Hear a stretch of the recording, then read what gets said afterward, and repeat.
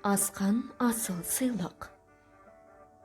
Ілгері заманда отырар шаһарында бір саудагер болыпты. Оның 3 қызы бар екен.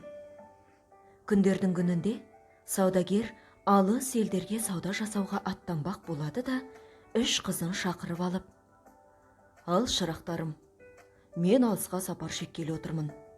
Сендерге не сыйлық әкелейін? Қалауларыңды айтыңдар», дейді. «Әке, маған бір тізбек ең асыл маржан әкелерсіз», дейді үлкені.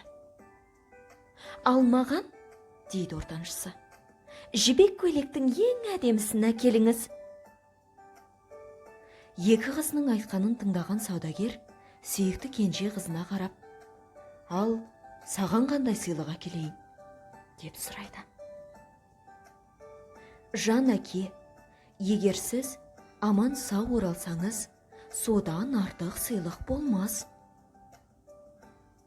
Әкесі кенже қызының сөзіне дән риза болыпты. Балалар, сендерге қай қыздың жауабы ұнады? Неліктен? Адамдар неге сүйіспеншілікті жүрекпен байланыстырады? Өздерің ата-аналарыңа қандай тілек тілер едіңдер?